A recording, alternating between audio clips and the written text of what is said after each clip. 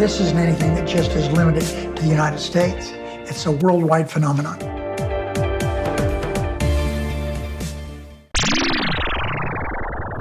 Hi everyone, and welcome to That UFO Podcast, the other show. We are on KGRA Digital Broadcasting. Dan, how are we today?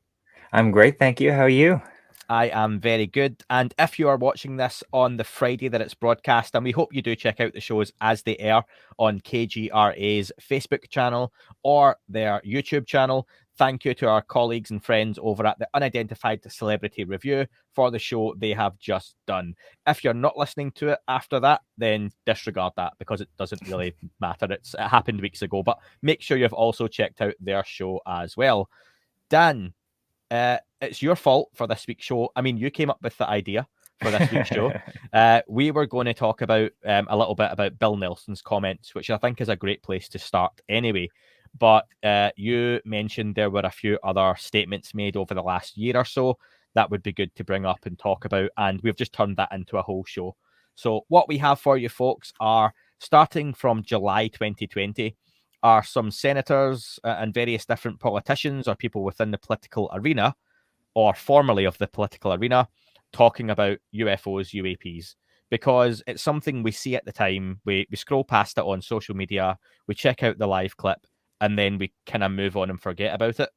And when you actually look at the list we've got in front of us, Dan, I've got July 2020, July 2020, November 2020, March 2021, May, June. There's been a lot happening. And for people who say, oh, it's a slow news week or a slow news month, when you actually look at all the statements that have been made, there's been quite a lot. And this isn't everything by any means. So No. It was a pretty good idea on your behalf to do this. So well done. Thank you. It's one of those things that we all take these statements for granted, I think. So I just thought it would be, at least after seeing Bill Nelson's comment, I went and kind of reviewed all these comments from the past year or so and just thought, wow, we've come a real long way. This would be good to, recap and discuss. Absolutely. So what we're going to do is play the comments and we'll have a little chat about each of them afterwards. And we will, of course, finish up with Bill Nelson's recent comment, head of NASA at the moment, making quite a big claim on UFOs. Well, I think so. I can't speak for everyone because some of you on social media and otherwise got in touch and shared your thoughts, and some people didn't see too much in it. But let's get to that when we get there. So the first clip we are going to play is from Senator Marco Rubio, and this was from July 2020. That is not Senator Marco Rubio. That is just a really unfortunate place to have stopped Jim DeFed's interview. So we'll play this clip. All the clips, folks, are 30 seconds or a minute or so. So just enjoy, and we'll take you back in time.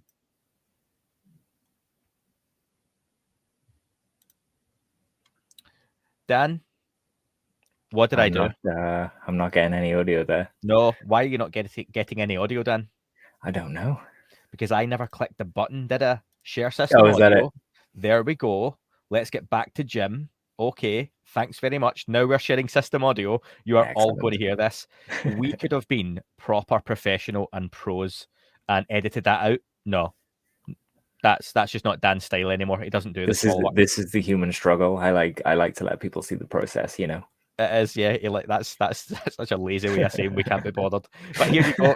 Here is Jim DeFed with Senator Marco Rubio. Release it publicly, and let's try to get some answers. Look, here's the interesting thing for me about all this, and the reason why I think it's an important topic, okay?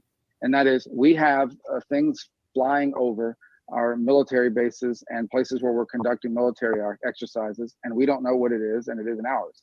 So that's the legitimate question to ask.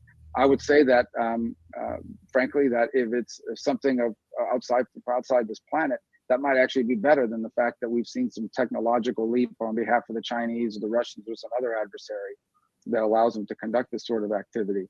But the bottom line is, if there are things flying over your military bases and you don't know what they are because they're not yours, and they exhibit potentially technologies that you don't have at your own disposal, that to me is a national security risk and one that we should be looking into. And so that's the premise I begin with. Let's clear this up. Who would be looking into this? And they would be generating some sort of a publicly available report on you're not using the phrase unidentified flying objects. You have another euphemism for it, unidentified aerial phenomenon, which is not. I didn't come up with that. That's the one that the military uses internally, and ultimately, that's the one we used. And what we're saying, so the Office of Naval Intelligence, this is has impacted the Navy for the most part. Have seen reports on this now for the better part of a decade. Other countries have had similar reports, and so, but for our perspective is, there is someone flying in the airspace that no one else is allowed to fly in, and we don't know who it is, and it isn't something we have. We need to know what that is. I mean, that's in my mind. I mean, I don't understand why we wouldn't want to know what it is. Maybe there's a completely sort of boring explanation for it, but we need to find out. And so that's really what we're asking about, and we're asking them to make public as much as possible that information. None of that really fits into the mold of classified per se. All right, but what's your gut? Are we alone in the universe, or is there something else out there?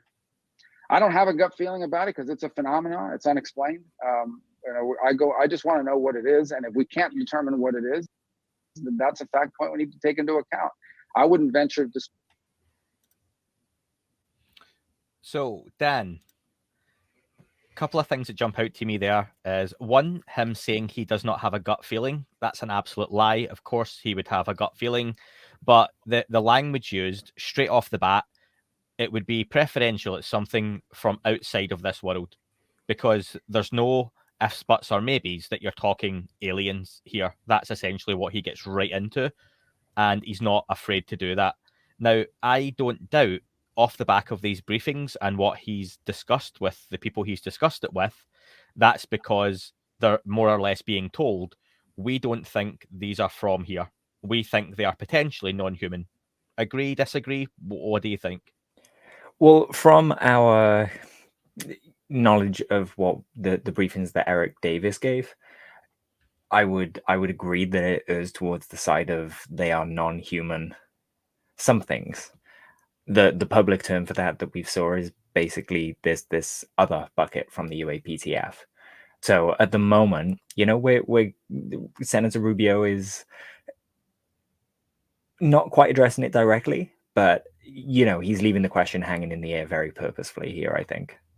I think he does well, though, to the way we're looking at this argument, and we've discussed this many times, and folks watching or listening to this have their varying opinions, and people want senators, congressmen and women, anyone in authority to just come out and tell us what they know.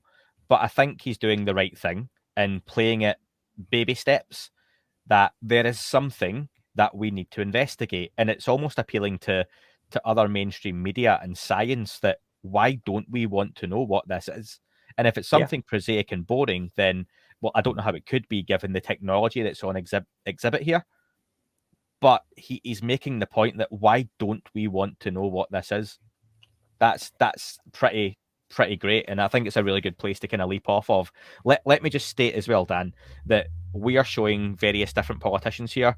I have no care whether they are Democrats, Republican, or from any other political parties. I don't care about their politics, and I know other people do, and that's fair. But from us outside of the United States, we are looking at this purely as a totally bipartisan issue, and we have no political affiliations at all, and we're just looking to see the comments and take them at face value, just for anyone who's like, Marco Rubio, hate him. Well, anyone feeling that way, hold your horses, because we're about to jump to the other side of the aisle. This timeline shows that this is absolutely a bipartisan issue, and we'll try and talk about the legislation that kind of went hand in hand with these moments as we go. Right now, we're in the era of S3905. That was the first piece of legislation for they didn't specify UAP. It was anomalous aerial phenomena, I think it was at that point. So they were kind of dancing around it. But Senator Marco Rubio and Senator Mark Warner were the first two guys really to come out swinging on this issue and kind of set the bar and say, look, like you said, this is a serious issue. There's a person from each side of the aisle screaming that this is relevant. So yeah, let's have a listen to Mark. Let me just ask you, Dan, very quickly, do you think that was deliberate, that 1 week apart they made these comments from either side of the political fence? Well, they're both involved in places that Bill would have come from. Mark Warner especially.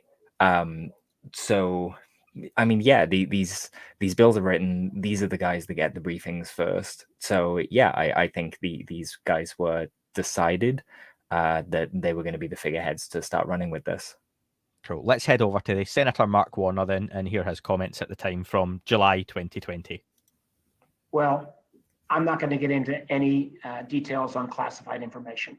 I have received a similar brief over a year ago. I need to get an update as well. And, I'm concerned about anything that might threaten the health and well-being of, our pilots.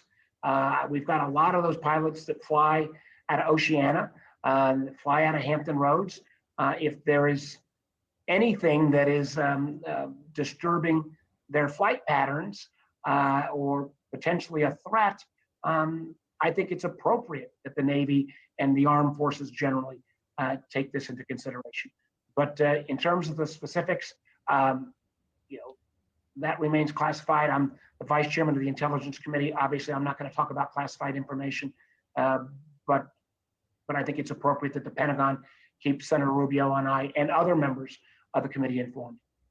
Again, I've heard nothing about the status of the DNI report, and we'll just have to stay tuned.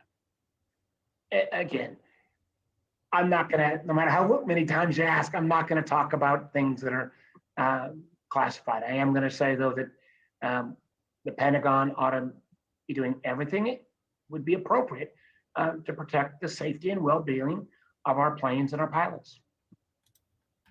Now, that was very much the tone. Not quite as exciting, was it, as Marco Rubio's, but it's more of an acknowledgement that he's had one of those briefings. Interesting, it was a year since he'd had it.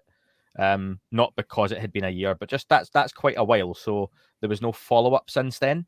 And that begs the question, did he go seeking out the briefing? Was it something that was given to him? But he's clearly not had any chase-up or follow-up since.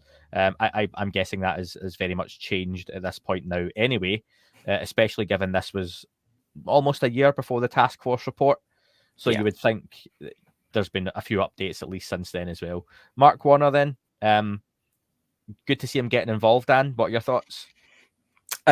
Similar to Marco Rubio, like they're trailblazers.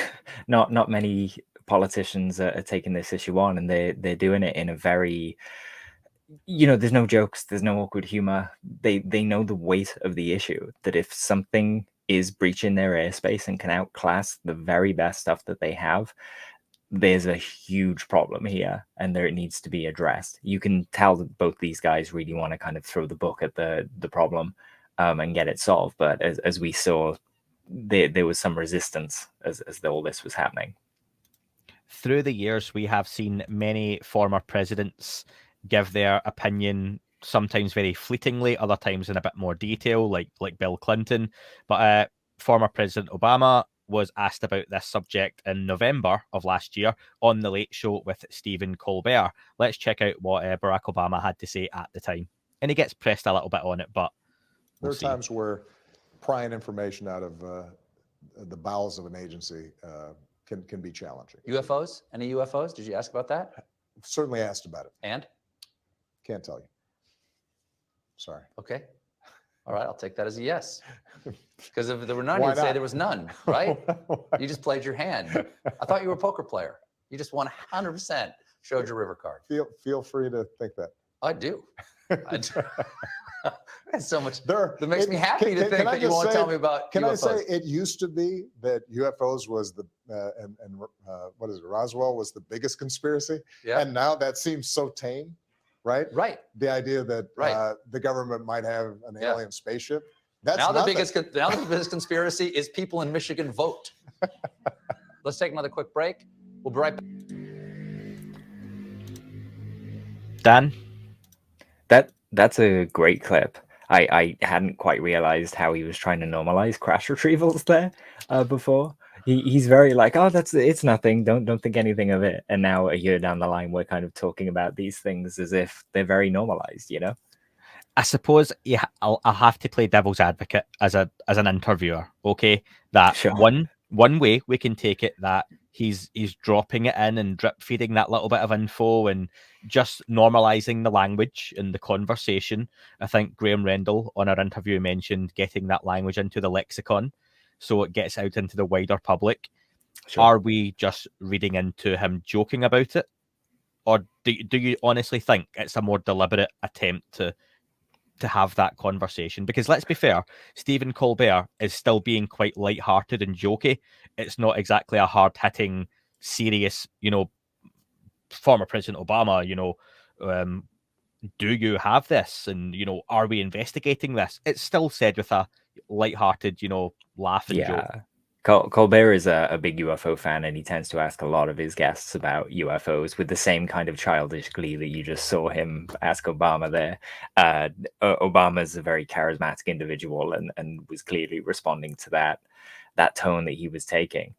But again, just at this point, the fact that he's talking about this in a serious, or sorry, not serious, but just addressing and teasing this when we know now in hindsight what was going on behind closed doors, I think is very interesting.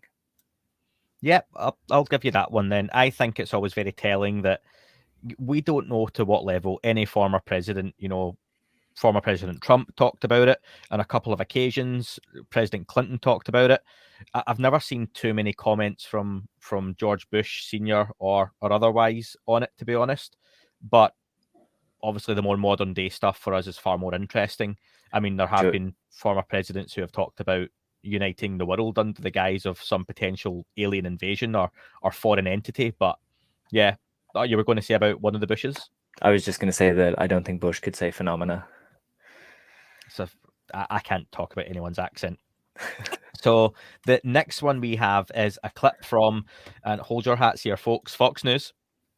It is the former Director of National Intelligence, John Ratcliffe, who has made a few interesting comments on the subject in his time.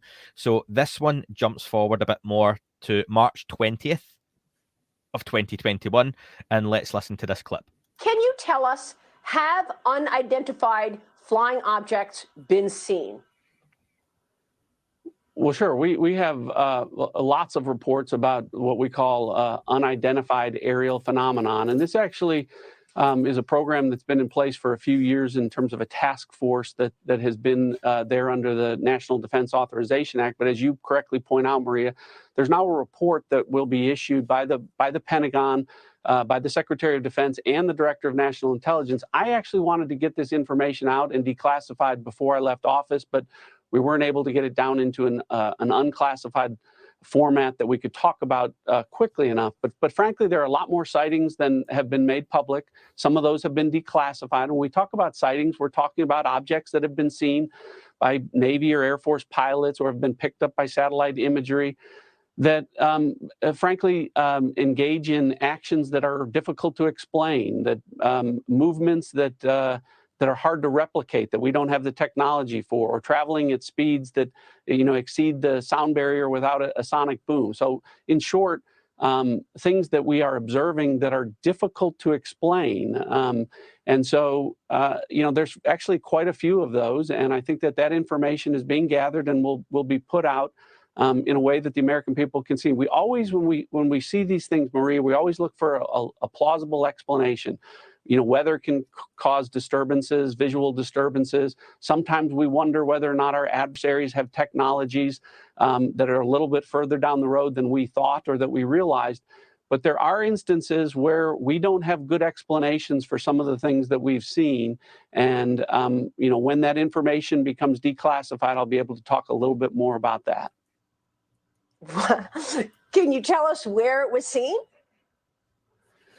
Actually, all over the world. There have been sightings all over the world. And when we talk about sightings, the other thing I will tell you is it's not just a pilot or just a satellite or some intelligence collection. Usually we have multiple sensors that are picking up these things.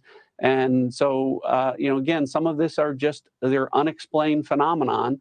And there's actually quite a few more than have been made public. So I think it'll be healthy for as much of this information to get out there as possible, so that the American people can see some of the things that we've been dealing with.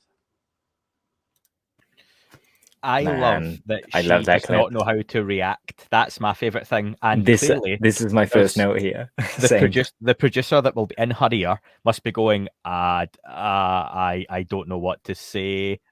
Just say wow. Like there's Yeah. no follow up they've got, because this isn't just for that presenter on that channel.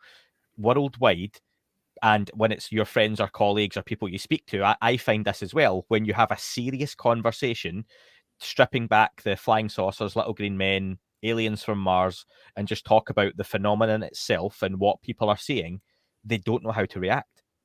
Yeah, And I that's a would great agree. example of, I think John Ratcliffe comes across really well in that clip, the way he talks Yeah. about the subject.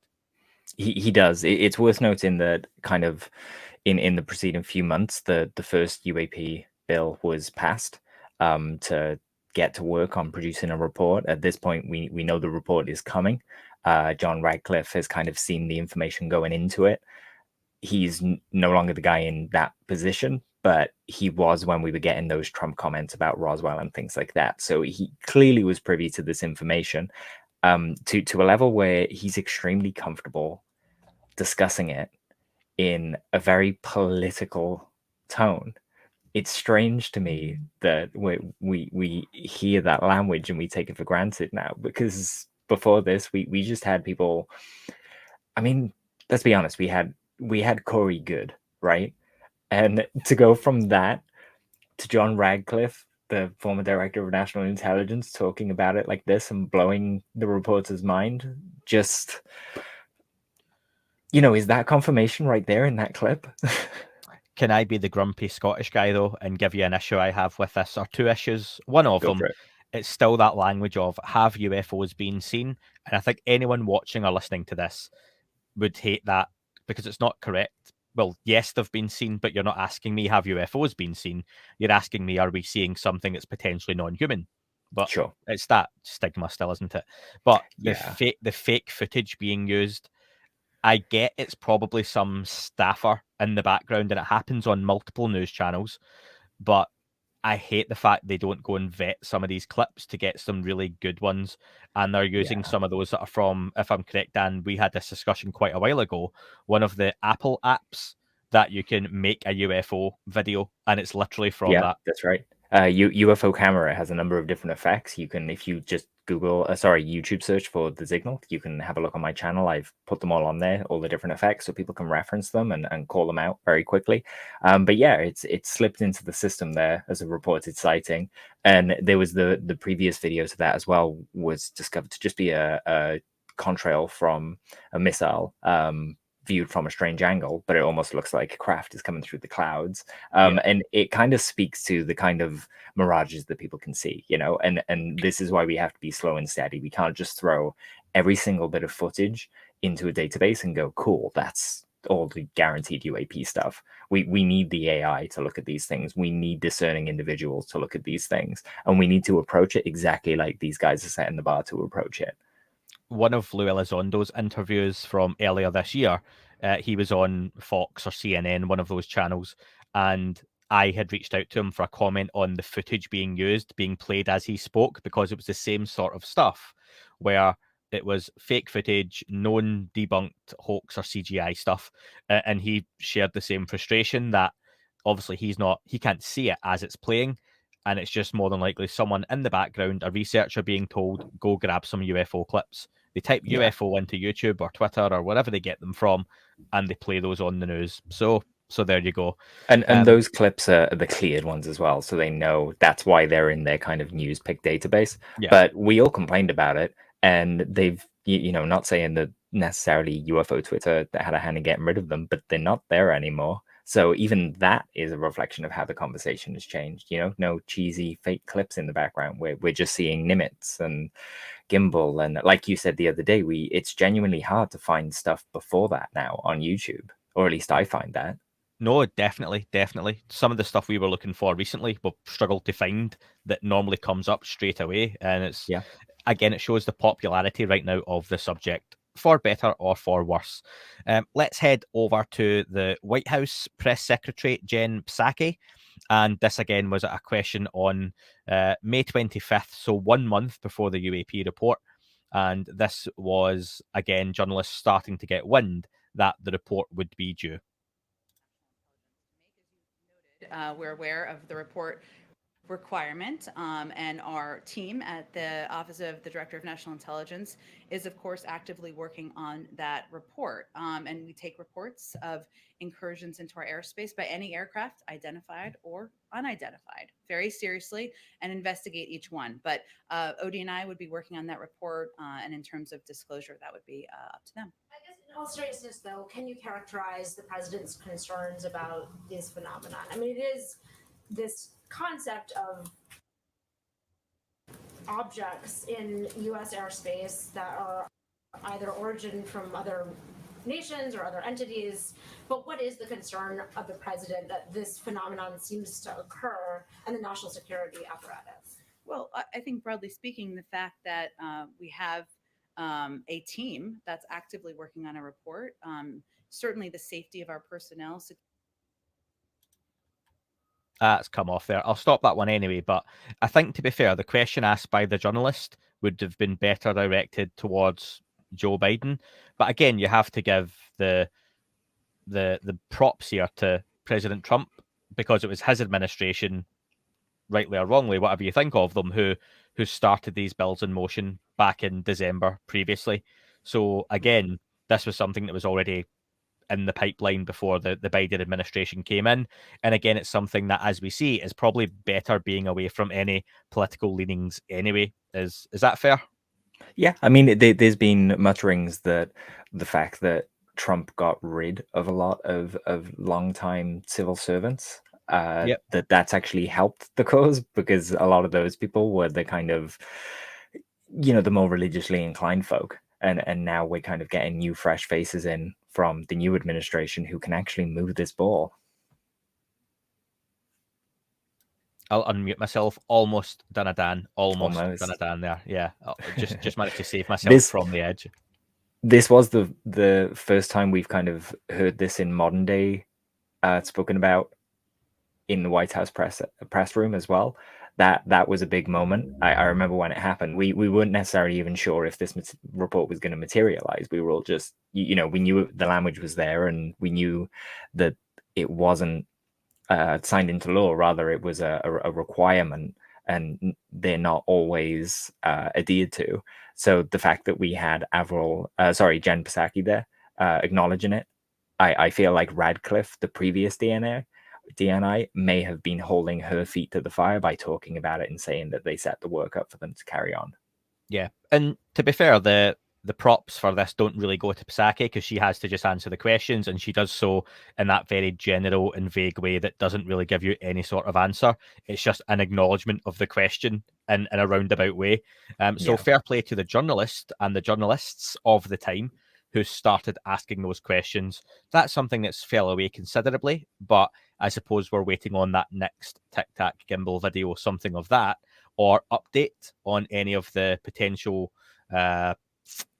what was the 90-day rolling update or the 180-day updates, any of those potentially, or the bills to go through for us to start getting that momentum again. Yeah, that's right. Will we play Senator Martin Heinrich's clip now? As you can see, this was from TMZ, very reputable station, of course, so we'll play that. What do you think about all this UFO stuff going on right now? I think we need to get to the bottom of it. It's pretty intriguing. I don't know what it is, but anytime you have legitimate pilots describing something that doesn't seem to conform to the laws of physics that govern aviation and is in U.S. airspace, I think it's something we need to get to the bottom of. Right, but like they always say, the conspiracies at Roswell, there's a lot of alien bodies in there, or anything. Can you tell me the truth? You're on the Intel committee. Is there anything in there? All I can say is I've never seen the bodies in Roswell. Bigger thing to worry about, if it's a foreign government or if it's aliens. Oh, option B, much bigger thing to worry about. You think the aliens would be worse? we'll stop that one there anyway, Dan. I mean, the questions aren't the best here, are they? It's very, whoa, bro, what do you think about Roswell? And apologies for anyone for my American accents, but it's again, it's not the tone we're looking for, is it? But it's the person who's answering and the status they have. And do you know what? It's, again, I think this plays into, and people can forget this, why the focus is on military sightings and what people have seen regarding, the military, and what Fravor and Dietrich and Graves and all those names we now know very well saw in their various different experiences. Yeah, we've had now, he just said that they don't conform to the laws of physics. We know he's been briefed. We know he's trying to get more information. He teases about Roswell, so he's clearly aware of that event in American history, and says that he's never seen the bodies. But it's interesting because there's a very different tone discussing that, historical event than there is discussing pilots are endangered now off the coast of America and we need to do something about it. He flits between, jokey with Roswell and very po-faced with the modern stuff. I mean, the follow-up to that should have been, you've not seen the bodies, but have you seen the craft? But yeah, for me, it's one of those questions. It's a waste of time question. Sure. Because what are you going to get from that? Even if he has, which he probably hasn't, seen the bodies or seen the craft or a craft, he's not going to tell you. He's not going to give you an answer that you're going to deem acceptable. And that's always something that I appreciate, that you try when we do our interviews and we speak to anyone we speak to, no matter who they are, you want to give the best interview possible. So the person or persons listening or watching get as much as they can from it. You can't ask everything and you can't cover everything, but you try and cover sort of what you can. And there's just sometimes questions that, especially with people when it comes to Lou Elizondo, there's just no point in asking, is there? Because you're not going to get an answer that is going to give you any information that's relevant. And it just can waste sometimes 2, 3, 4 minutes of time that's relatively precious anyway. And especially when you're following someone down the street like that, what's the point in asking a politician a question where you literally have a couple of minutes? What can you get from them? There were certainly better things that could have been asked there. Yeah, they're just trying to get a headline there rather than have a genuine conversation. Like I said, very, very different tone to those first two clips with Warner and Rubio. But still impressive that the politician is talking about it with such a serious tone, despite what the TMZ reporter is doing. Now, that first clip we played of former President Obama was on November 30th, 2020. Let's skip to May 2021. So now we're a couple of weeks off of the UAP task force report. And I think, Dan, what you've just said, we see here, we see a slight tone shift in actually bringing forward, using on the front foot, the conversation of UFOs and UAPs in a way that I don't think the host himself's necessarily expecting. So let's bring in Obama. Barack, are you there? Yes, he is. He's in the studio with us live. And we're going to play his comment. Here is that there's footage and records of objects in the skies that we don't know exactly what they are. We can't explain how they moved, their trajectory. They did not have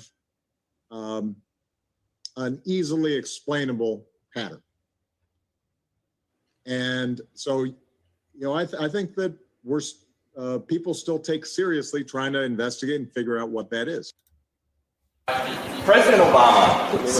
Oh, we jumped forward one there. So what are your thoughts then on Obama that time and what he's saying? He's a lot more relaxed. I think now that he can open up a little bit. It was almost like last time he was biting his tongue and trying not to say the wrong thing. Yeah. And now people are a bit more accustomed to it. So he's basically, just saying, these are real. These are just real. There's no other way around it. Do you think by this point he has had some sort of inclination as to what was going to be in the task force report and the language that would be used? And at that point, he's comfortable in, do you know what? This is what I can say in a public conversation. And again, it's almost that encouragement of let's have that conversation, yet let's use the language, let's use the tone, and kind of crack on from there. Would that be fair? Yeah, I would say so. Corden tries to joke, and Obama resists it, to take a moment to give anyone who's watching a mini UAP briefing. Yeah, I mean, I can't believe top journalistic host interviewer James Corden was schooled by former President Barack Obama. But there you go. Do you know what? I just for the record, I liked James Corden and Gavin and Stacey, and then it stopped. And The Welsh did not. Oh, did you not? No. Did you not appreciate that? People should check out Gavin and Stacey if they've not seen it. It's a pretty good show. Did you actually like any of it, Dan? Gavin and Stacey, I've seen one Christmas special, and I thought the accents were very much not reflective of the people of the town of Barrie where I live. So I think you're just being precious. I think they're spot on. You sound like you're from London anyway. But oh yeah, people should check it out. It's quite funny. If not a reflection of where Dan's people are from. So let's go from former President Obama to current President Joe Biden. Not always the most comfortable in answering questions, and almost takes his head off at the end of this one as well, walking away from the podium. But it's a response. It's a pretty short clip as well. So let's hear what President Biden had to say. President Obama says that there is footage and records of objects in the skies, these unidentified aerial phenomenon, and he says we don't know exactly what they are. What do you think that it is? I would ask him again. Thank you. Come on, boss, let's go. that was not as smooth as he thought it was going to go. I think that could have been smoother for that response. And he just got flustered. You can almost see that smile at the front when the journalist starts asking the question. You can almost just see this, oh no, look on his face. It's like raising your fist for the mic drop, but on the way up, the mic slips out the side of your hand and you go, oh no. So it was, but you know what? Is there anything to read into that? It would be very easy to sit here and go, whoa, he's saying Obama's lying and he doesn't know about, this, that, and the next thing. And, should we be, or is it just a case of it? He's just brushing off the question because he doesn't really have an interest in it. It's probably a really good example of the kind of stuff that's been going on in government with this issue for a long time. Hey, here's this important issue. Go talk to this guy about it. I've got other stuff to worry about. And the ball gets passed around and no one really solves anything. I think this is Biden's way of just buying more time. And that's it. Yeah, that's fair. Let's move on now. So we are moving up to June 5th, 2021. I should also note that statement was made on my birthday. And it was the, I want to say, 2-year anniversary of Chris Sherwood making a birthday statement for me saying that ATIP did in fact investigate UFOs. Nice. And that was just Dan's way of getting in when his birthday is. Send Yeah, him and give him tell your friends. nothing. just give the channel a subscribe. That's all Dan needs. And maybe sign up for a YouTube membership as well. Dan would appreciate that. What we've got here, folks, is of course a piece of famous footage, but this is playing over a package on the channel we're about to show. And again, this is with Martin Heinrich again. So pretty good clip here. Martin Heinrich says it's time to start listening to some of our U.S. Navy pilots. Taking the data that we have seen, the video that we've seen, and their testimony seriously is the right thing to do. The Pentagon's report on a number of unexplainable sightings will be released in weeks. Senator Heinrich hasn't seen it and isn't expecting a lot of answers. I think we just don't know what we're seeing. ABC News is reporting some of the movements could not be pulled off by a human pilot or a man-made aircraft. Heinrich backs up that theory. And certainly if you were a human being inside something that moved like some of these objects, you would not be well. Yeah. You wouldn't, you probably couldn't survive the kind of movements that we've seen. These encounters are puzzling. Heinrich wants to change the conversation we're having about them. And I think what's important is for us as a government, if we're going to take these things seriously, is to stop trying to sweep it under the rug and really do the science of figuring out, what are these things that the pilots are seeing and that are showing up on radar, et cetera.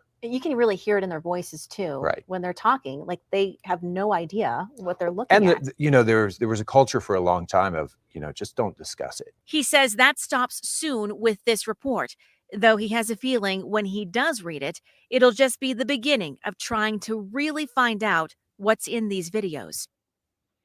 And it certainly was, wasn't it, Dan? Now, what I find really interesting from this one, and I think is really relevant as well, is the comment or the language around the movements of these objects. Because, again, if you're looking at one of these videos as a debunker or someone who's pretty skeptical, and as you should be, you're looking and going, are we seeing anything necessarily spectacular in terms of movement? It's just objects cruising along at various speeds. I think what he's talking about is, this is someone who has seen the rest of these videos. For example, the gimbal video, we're pretty certain that the next piece of that, as it slows down, as it tilts a little, because it does tilt, and then shoots off at a ridiculous speed. That's the sort of stuff that if you put that out to the public, that's a bit of a game changer in terms of the conversation, and that's why we don't see it, because it's enough to be vague in general and prompt a conversation. But I think that's what he's getting at. Is that fair to say? Yeah, I think so. There's something to be said here for walking people down this path slowly. This issue belongs to everyone on this planet, and it's kind of a no man left behind type thing, or no human left behind type thing. I'll say it's slow and steady. It's explaining things in ways that people can understand, and we're very much not talking about. When we get to Bill Nelson, we'll see the tone shift again majorly. Right now, we're talking nuts and bolts. We're talking risk. We're talking wanting to keep Americans safe. And do you know what's really interesting to me as well is that I think they're building up a portfolio, not necessarily for people like us with an interest in a subject, but for journalists and for the general public and other media who come into this subject, say, in a couple of weeks' time, or even, let's say, off the back of this Bill Nelson comment. Now, someone seeing that might be like, wow, so this is finally being taken seriously. And you could approach someone like one of us, or, someone on UFO Twitter or Instagram, or just one of these congressmen or women, and they could say, well, actually, we've been talking about this now for some time.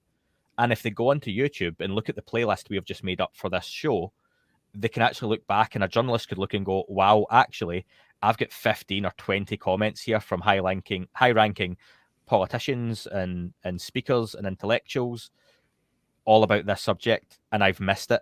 And it lets them catch up very quickly. Same with members of the public who might just be exploring this for the first time. We talked a few weeks ago about the Demi Lovato series or the J.J. Abrams series. Someone watching that and going, I'm going to do a little bit of digging into this myself, all of a sudden finds news clip after news clip after news clip on YouTube and various social medias with a lot of very recent discussion on the subject, and it lets them catch up very quickly.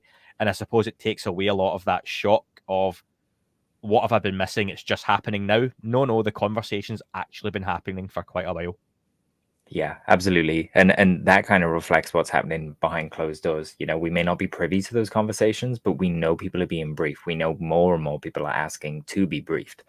This isn't going away. The people who think this is just, 3 or 4 individuals promoting a disinformation narrative or something like that, they must think that all of these people are being paid millions to just say all these things on national TV, that it's a little out there to me. Well, we've got Tim Burchett now making a statement. So let's get to Tim Burchett, because again, he, as it says, as people might be able to read at the top, UFOs aren't Russians. So again, some pretty strong language. Right now, with President Biden, when he's going to speak to Putin, that he's going to ask him about the UFO things and stuff like that. I think that's ridiculous. If the Russians had UFO technology, I mean, they would own us right now. They used to say that. I've heard people talk about how the Nazis had it in the Second World War. If they did, they would have won. That is ridiculous. It has to be something that's out of our galaxy. It just has to be if it in fact is real. And Congressman, you have always been a straight shooter.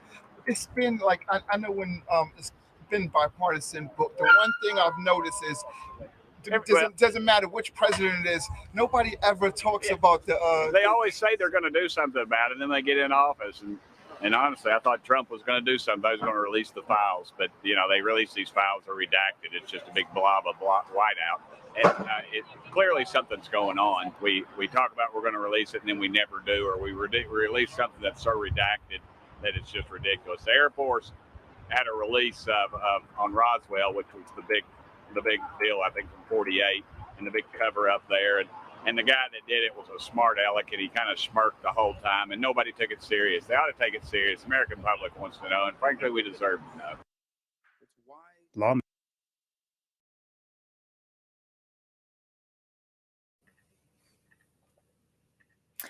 You're on mute, sir.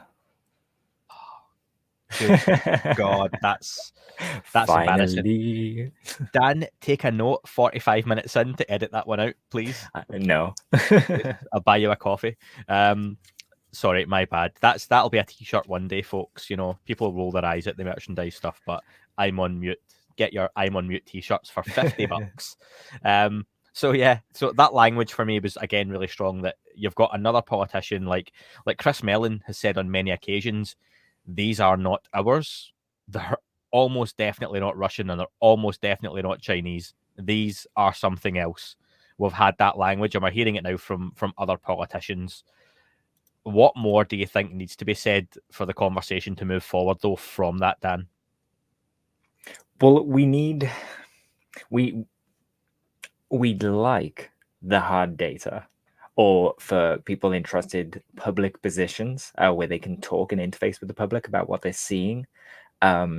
We like for those guys, those people, to get access to all the data so they can study it properly. And I guess that's what the point we're at now. It should be noticed that Tim Burchett actually came onto the big phone home to speak with Luis Jimenez and Mike Mantaluni. Yep. And it was fantastic. He's a very, very supportive ally of UAP transparency, and it's great to see him profess such frustration with the secrecy. Absolutely. Now, Dan, the very reason we are doing this show is because of the clip we're about to play. Now, Bill Nelson is a former senator and had announced actually not too long ago, that he had previously been briefed on some of these UAP briefings that have gone on. And it's something that he actively wants kept in the loop with. And it seems to be a real shift in tone and policy from NASA. And it seems a really good thing that someone like Bill Nelson is now heading up NASA, in terms of they are actively interested in UFOs, UAP, anomalous phenomena, things that may be coming here already from other planets, not that we have to go somewhere to find it. So that's a pretty interesting one for me. What I'll ask you, Dan, though, first off, is I've had some people say that they're only doing this now, NASA, because they need and want extra funding, because they're really struggling in that term. Is that a fair comment?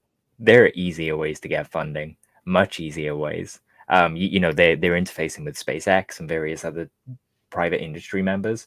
There's plenty of money going on there. It would be great to see NASA tackle this fully, but I think when the department or the organization is formed that's going to take this issue forward, I don't think NASA's going to have a hand in it. They'll just be able to see the assessments from that place. Absolutely. Let's play the clip now. This is Bill Nelson, as you can see on a virtual interview with the University of Virginia Center for Politics. What do you think we're doing on Mars? What do you think we're looking for life? This is a part of NASA's mission.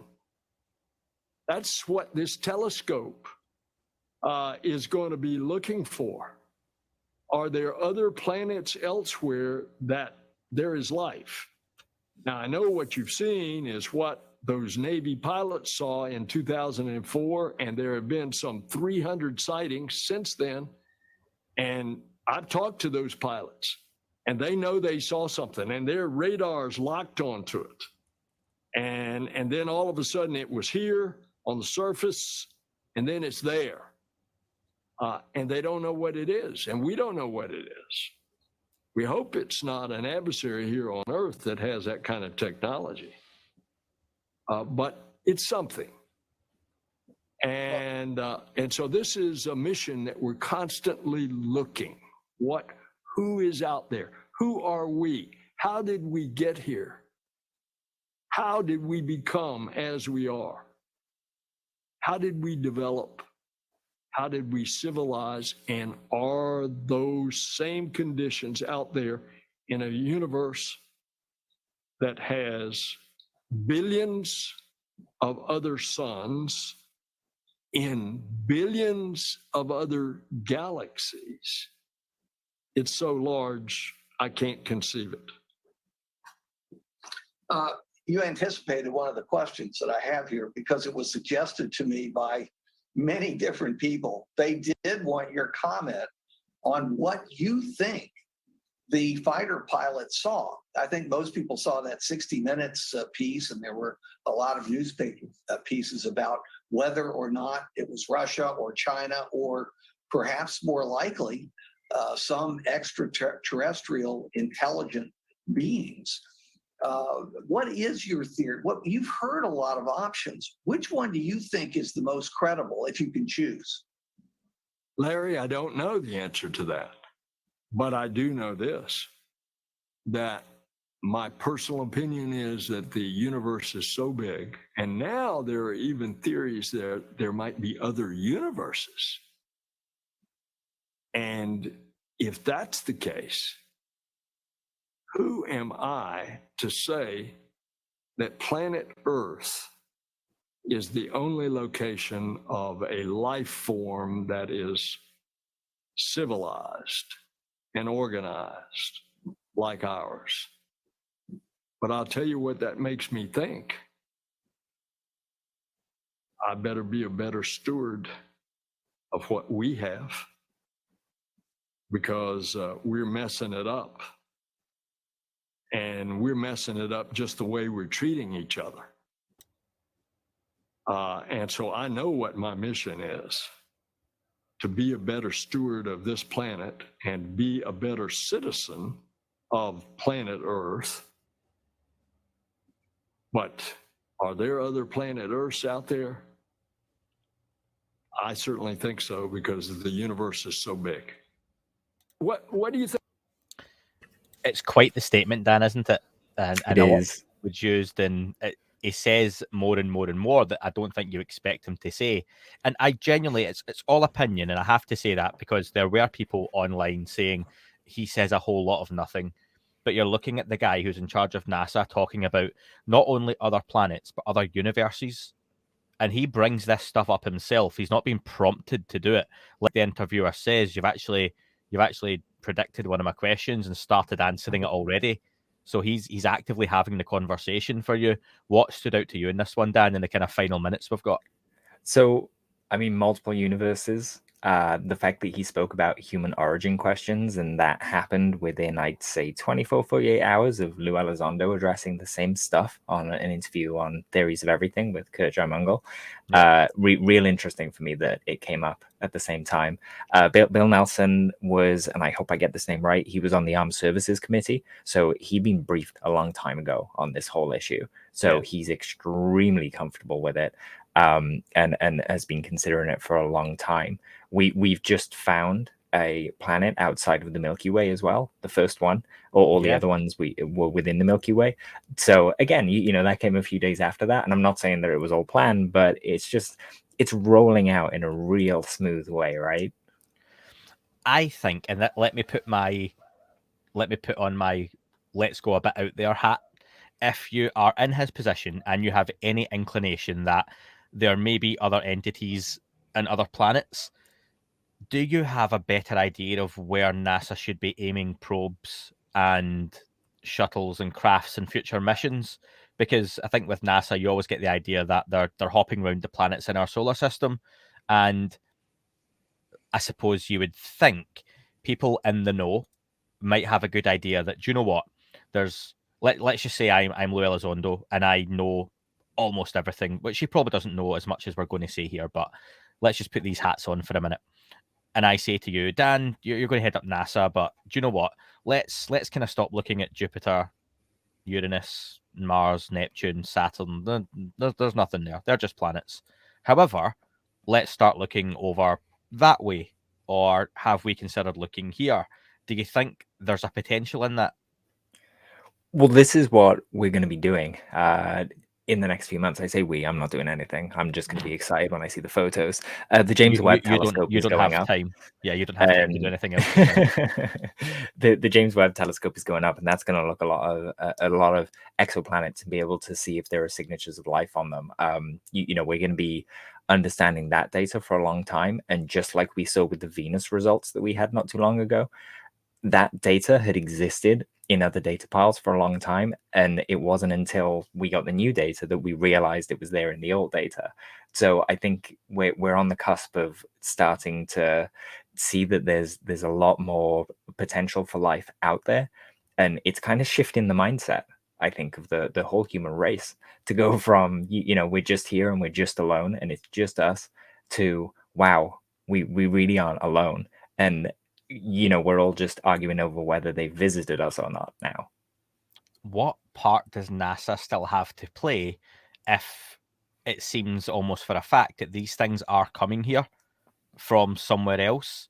Because it almost seems a little bit defunct, doesn't it, to be looking for signs of gases and various life signatures in the atmospheres of other planets far away that right now we can't necessarily get to with our known technology, when it looks like, do you know what, we have stuff coming from elsewhere or potentially already here in some way, shape or form. Yeah, I mean, you're not wrong that mission would kind of change for NASA. It could potentially become a public-facing organization to talk about the phenomena. In 100 years, NASA could be looked at as just an organization that blazes the frontier of whatever the next frontier is, whether it's space or dimensions or whatever that is. I just note that Jen Psaki, Avi Loeb, Bill Nelson, and another gentleman I can't remember the name of, David something, I think, but they're all doing an event on the 10th of November. It is a free event at the Washington National Cathedral, and they'll be talking about our future in space, and that's going to be extremely exciting to hear those 4 people up there talking seriously about this subject and what's to come. Absolutely. Dan, we're pretty much out of time. Do you want to finish up by just letting people know what you're up to right now or this week, or anything you've got on you're working on, any projects? Yeah, so at the moment I'm playing with some resin stuff, kind of creating, I mean, it's a big mess. I'll show people on on Twitter when these things are ready, but there's a big weekend ahead of us that I'll zip about, but I'm sure we'll have more to share on that in the future.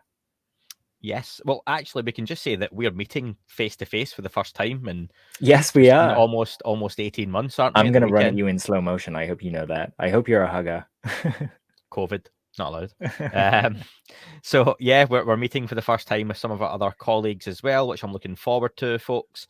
Right now on the podcast, you can listen to our interview with George Knapp and Dr. Colm Kelleher on their new book, Skinwalkers at the Pentagon. It was a really good conversation. It's available on the YouTube channel, but please consider, if you can, supporting on the YouTube channel, because that money helps us get Dan a new MacBook at some point that he's looking to get to help us make these videos a whole lot quicker than it takes us to make them right now.